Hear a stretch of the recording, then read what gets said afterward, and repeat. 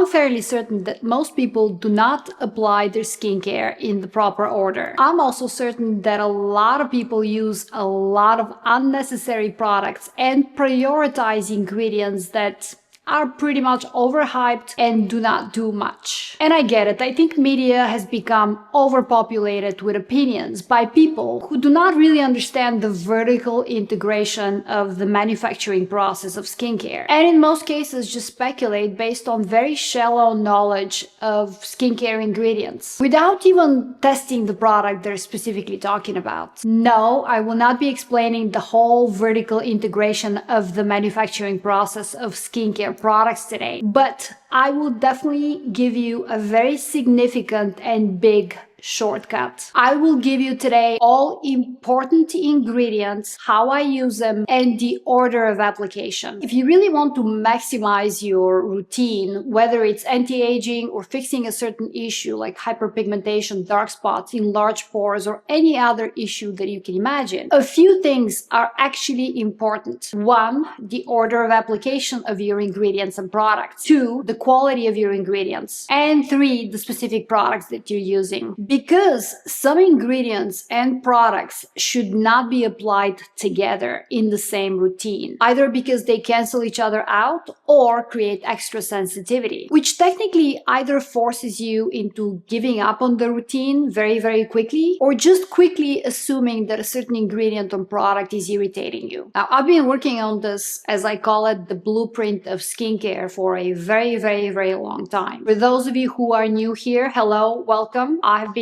an executive in corporate finance for almost 30 years, but I've been using and experimenting with skincare products for the last almost 30 years as well. I do have a degree in science. I also have a cosmetic science formulation degree. And the reason why my skincare routines are more effective is because I combine science with experimentation for 30 years. And also I do draw a lot of the principles that I have learned in my career. I incorporate my financial background into my skincare routines. I do pay attention to return on investment. I pay attention on effectiveness. I pay attention on productivity. So I'm very focused on the end result. What am I investing and what is that investment giving me in return? So as I mentioned, I've been building slowly and kind of changing some things into my, what I call the blueprint of skincare. But technically, I started building this about 9 years ago. It was predominantly focused on anti-aging because I was trying to reverse the signs of aging. Within the last 5-6 years, I have been incorporating other things. And today, I'll be talking about the morning skincare application. You have to know that the morning skincare application and products and ingredients are very, very different than the evening skincare products and application. And once you've seen this video until the end, you will understand exactly why. I also do have to mention that I am 49 and my skincare routine targets specifically reversing the signs of aging,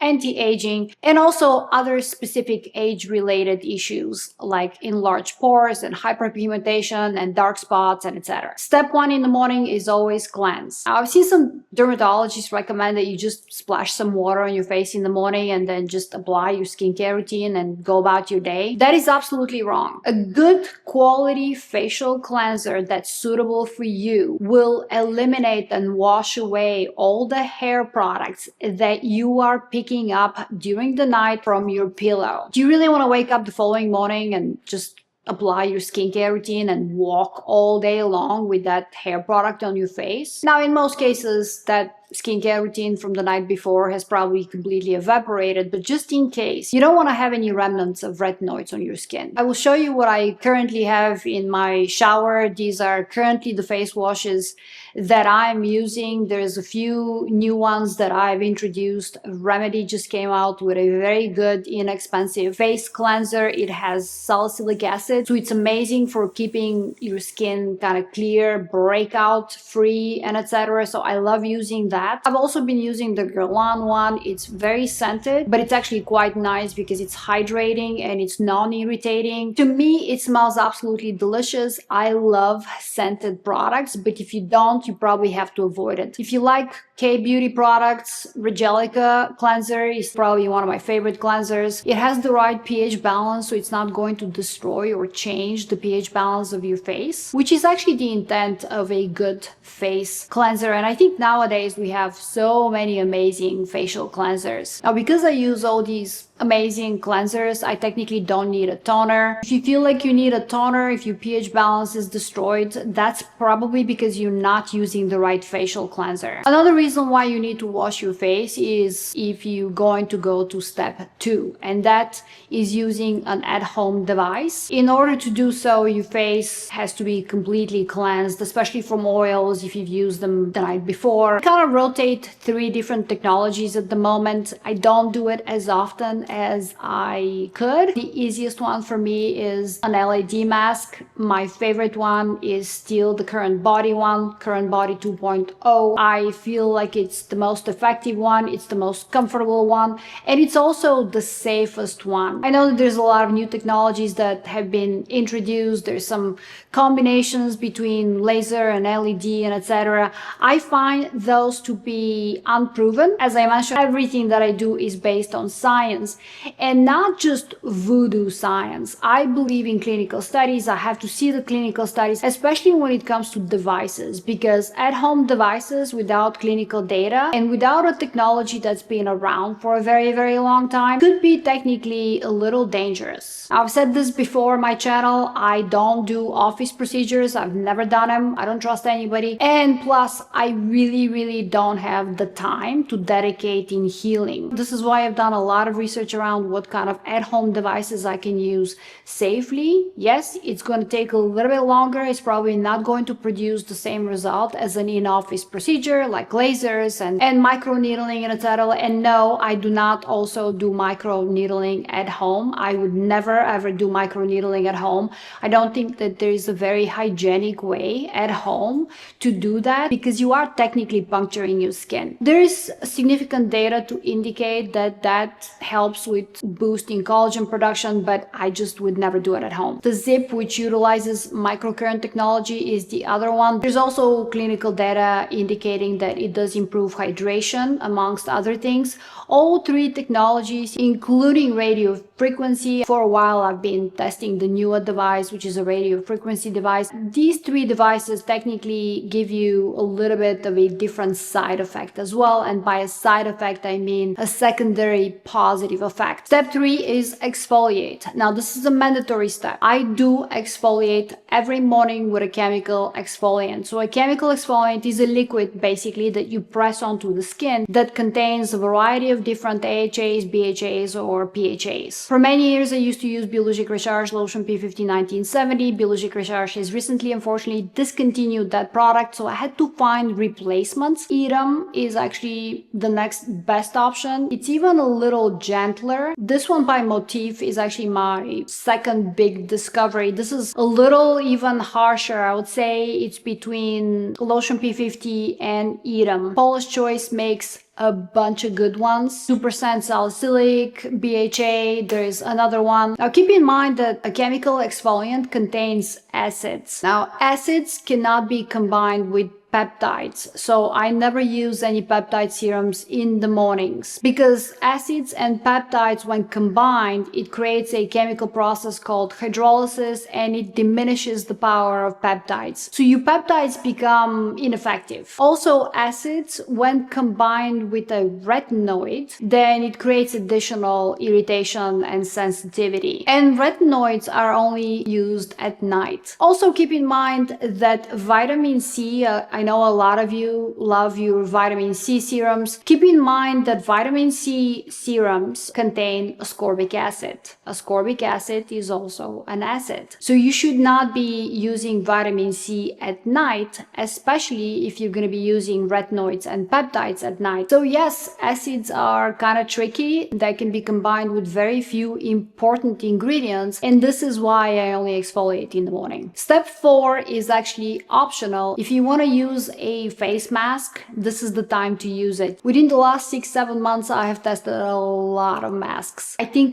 over 100, and I will have a special dedicated video just on masks. Currently, my two favorite masks are this one. This is my newest discovery. The first time I put it on, and I kept it on for about 20 minutes, it gave me the biggest glow of my life. It gave me hydration. You could see me from the moon. I was glowing that much. It's the most beautiful product. You can use it any time of the day. The other mask that I really love, I call the red carpet event mask. This is a mask that depuffs, also smooths all lines, wrinkles, and pretty much gives you a perfect canvas for makeup application. This is why I call it the red carpet mask, because after you've worn it for about 15-20 minutes, you have the perfect face. And that's the mask by Auteur. I do really love the eye patches by True Botanicals, the Chabula patches, because they're super hydrating, they're kind of smoothing. Although if you apply the Auteur mask, I usually apply it underneath my eyes as well, so there's no need for an eye mask. But if I don't want to do my whole face, I just need something, a little bit of help with my under eye area, then nowadays I do the True Botanical ones. Step 5 is serums. You have to know one thing about skincare: the power, the fix of whatever kind of need you have when it comes to the skin of your face or your body actually comes into a serum form. Now, there's two things that I consider mandatory in the morning. One of them is a growth factor, and the other one is an antioxidant or some sort of a protection for my skin, which is normally a vitamin C serum. When it comes to a growth factor, this is the only one that I'll ever use. Now, it doesn't have to be this one in particular. Sometimes I actually use the multi-action cream as a serum because the texture is very thin, and if you need extra hydration, if this is not enough for you, you can apply the multi-action cream technically as a serum, because it also contains a concentration of growth factors. I've made many videos on growth factors. I've made many videos on this particular serum. I have been using this for over 3 years, and this is one product that I will never ever stop using. One thing you have to know about growth factors do not interfere with any other ingredient. But since there's so many other things that I apply at night, like peptides and retinoids and etc., I have decided that probably best to utilize my time in the morning and apply my growth factor in the morning. Now, serums are usually applied from thinnest to thickest consistency. This is why you apply your serum first and then your cream, because usually serums have a thinner consistency. This has the thinnest consistency. It's pretty watery. This is why I apply this first. Now, if you have a couple of serums that have equal consistency, then you start with the most potent one. Once again, this is my most potent one. And even if you're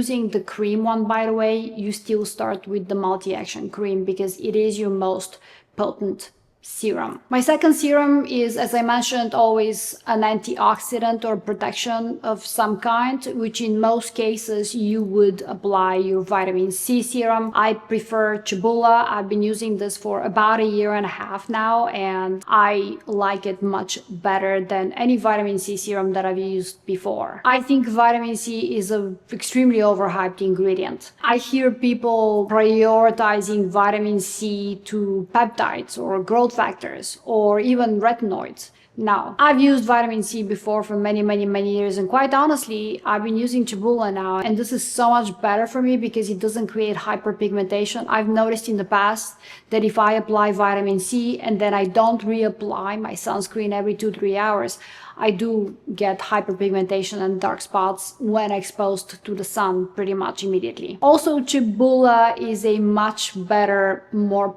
powerful antioxidant than vitamin C, so it protects my skin a little bit better. This also has hyaluronic acid, and not to mention that it smells absolutely incredible. I mean, it makes your morning pretty much. In most cases, I actually combine these two because they both have pipettes and droplets. So I'll put a few drops from this and maybe 2-3 drops from this, mix them, and then apply them all over my face. Whatever you are applying on your face, you should always apply on your neck, your décolleté, and the back of your hands. Whenever you're applying your skincare, it goes nipples up. Because when you think about it, what is exposed to the sun the most? It's your face, it's your neck, it's your décolleté, and also the back of your hands. If you really want to stick with vitamin C, C serums. Yes, C ferulic is one option. That's probably kind of the gold standard for a vitamin C serum. I think a lot of people talk about vitamin C as the greatest ingredient of all time is because it does come with a lot of studies. In other words, there's enough data that it's safe for you, for skin, and also enough clinical studies that everybody with confidence can say this is good for you. But just because an ingredient or product or a new thing like cibula does not contain as many clinical studies or as much data as vitamin C, that doesn't mean that it's worse. It's not proven yet that it's better, but it could be. So this is why I try products. I like innovation in skincare. One of my quests in life is not to look better and to stay young forever. Yes, I want that. Who doesn't want that? That's for me only a side benefit though. It's just the positive side effect of doing research and experimentation, etc. For me, the biggest thing is actually progress. I believe in progress. I believe in progress in science. And skincare is actually science. I mean, in 1928, we created the penicillin. With the creation of the penicillin and antibiotics, we started curing the body, the diseases in the body. We started living longer. Skincare does the same thing for your face. So that's all about progress, me finding ingredients and how to combine them so I can prolong the youthfulness of my skin. It's all about progress. It's about technology. It's about science. Not to mention the side benefits, like it's a huge confidence builder. Right? Who doesn't want to have more confidence in life? Also, it's about self-esteem. Yeah, when you look better, you feel better and you'll be a more productive member of society. When you have confidence and self-esteem, you are a much happier person. And let's face it, happy people in life are better people, and I want to be a good person. I do have to mention this about True Botanicals. True Botanicals a few months ago just became pregnancy safe certified, which means that this is technically the true definition of clean skincare. And that's another debate that we will have at a different time about clean skincare, because there's no clear definition of what clean means. Generally speaking, it's mostly a marketing term. If you are a stickler to vitamin C, you want to continue using with vitamin C, I actually have been trying these two vitamin C serums and I don't hate them. In fact, I kind of like both of them because they're interesting. They're not just a straightforward ascorbic acid. This one is the Asta C Vitamin C Age Defense Serum by Dr. Whitney Bowe. I do recommend this. The newest edition is the C, like the C, Vitamin C by Mara. This is a new brand to me, and boy, someone recommended that to me and I bought a bunch of products and I'm testing them, and I love everything about this brand. I love the scents. Everything is very botanical. I also believe that this is claiming to be a clean brand, but this C, vitamin C, is pretty spectacular, and it does contain also chlorella, and I like skincare with chlorella. So as I mentioned, these two serums, growth factor and antioxidant, cibula or vitamin C, are always mandatory for me in the morning. I most often would go to a third serum, sometimes to a fourth. And the third and fourth serums for me are usually targeted serums. And what I mean by that is they do contain a targeted specific ingredient that fixes a specific issue that I may have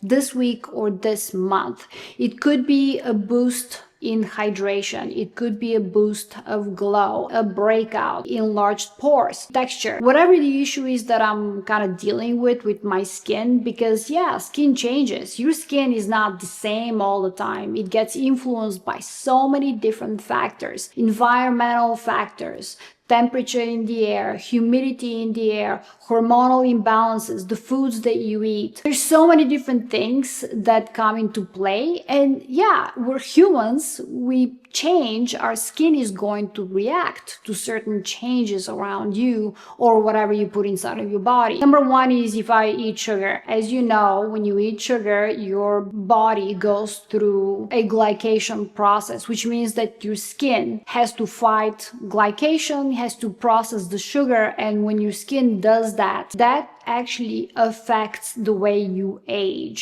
It actually speeds up aging of your skin. So that's why it's probably best to avoid sugar, but I do allow myself at least once or twice or sometimes even 3 times a week to eat sugar, but I always incorporate serum glyca into my morning skincare routine. It's the only one that I've ever found that fights glycation. And serum erybiol is my most commonly used. Also by Biologique Recharge, it fixes enlarged pores, it fixes breakouts. Right now I'm actually using Valmont. This is the Lumisense. This is beautiful because it does create glow pretty much immediately. I like using this in the spring around this time because it kind of refreshes my skin for the summer. I love everything by Valmont, but this has been my favorite for ever since the whole Lumi collection came out, which is I think about almost 2 years ago. The V-Lift serum is the other one. I kind of rotate, I think, these two. I like using Valmont in the morning. The V-Lift serum, this is one of the best serums on the planet. If I'm to talk about my favorite serums that I don't want to give up, this would definitely be top 5. The V-Lift serum is a serum that gives you a light hydration, but also firms up everything and it just refreshes your whole face. I feel like every time I use this, I look and feel 10 years younger. This is actually a kind of a new addition to Valmont, but I've been using it for about, I would say 3-4 months now. If I feel like my face is sagging or I'm tired or I'm fatigued and I haven't slept much or I've slept too long, the V-Lift is the one that I use. Step 6, eye serum and cream. Right now I'm using this V-Lift Eye by Valmont. I have quite a few different ones that I like for the morning. I like the newest addition to In Beauty. That's probably the best and kind of budget friendly eye cream. The only one that actually does anything, because most eye creams and eye serums do not do anything. Only about, I would say, 5% of eye creams and serums do something. The V-Lift Eye is top 3 that actually does something. This is one of the most beautiful creations. I like using this in the morning. If I'm allowed to keep only 2 eye products, this would be one, the other one would be the Auteur one. Step 7, a face cream. Right now I'm using the Lumi cream and also the V-Lift cream, just because I'm using the serums as well. With Valmont, usually when I use something by Valmont, I like the whole routine by Valmont. The scent is actually very unified. I love the way that it smells. Actually, a lot of people buy Valmont because of the way that it smells. I love all the creams by True Botanicals. I have all of them. I use the ginger turmeric probably the most because it has a very light, cooling kind of jelly texture. On the affordable side, the one from In Beauty is my favorite one, and I don't think I've ever found anything better. And the last step from the morning skincare routine is sunscreen. Now for me, it doesn't matter if it's a chemical sunscreen or a mineral sunscreen. I do like the one by One Skin. That's a very good, kind of almost non-scented mineral sunscreen. The Daily Veil is probably my favorite mineral sunscreen because it's technically a combination of an SPF and a moisturizer. So I can technically skip the moisturizer and I can just apply this. My other 2 favorites are these. This is a new addition. This is by Isden. This technically contains a combination of a chemical and mineral filter. It's called Fusion Water Magic, and it literally takes 3 seconds to put it on your face and apply it, and there's no white cast. It also doesn't smell disgusting. As I mentioned, most sunscreens smell absolutely disgusting. Most of the time it's only with the mineral sunscreens that they don't smell good, but sometimes even the chemical ones do not smell good. This one has a barely there scent, kind of fresh, almost non-existent, but it has a very, very sophisticated texture. It's pretty much like putting water on your face. That's why it's called Fusion Water Magic, because it is like literally like water on your face and then it's gone. This is my favorite, kind of on the budget side, my favorite sunscreen right now. Love. This is new, just came out probably about a month ago. The Definitive Sun Drops by Auteur. If you haven't used this before. Yes, it's on the expensive side, but I can use this for a very, very, very long time, just like with any other Alter product. You technically need only 4 drops to cover your whole face, and then you need another 2-3 drops for your neck. The trick with this is, because it's a watery oil, you don't rub it into the skin, you just press it onto your skin. So you technically apply it slightly differently than any other product, because you can also use it as a primer. Now, the way that Alter recommends using this product is instead of a serum. So you use it before your cream. If I want to go bare face, this is the product that I use, because I use it as a sunscreen, as a cream, and also as a primer, because it just very glowy. It's a very glowy primer, but not sweaty looking, just very subtle glow, and it gives you very good protection, because the point of skincare and makeup and etc. is to give you shortcuts in life, to make your life a little bit easier. So I hope now you understand why I use certain ingredients in the morning, as this was the morning routine, and all the other ingredients we will be talking about at night, and how to properly apply them in the evening. I will talk to you about that next week. Thank you so much for watching. I will see you soon. Bye.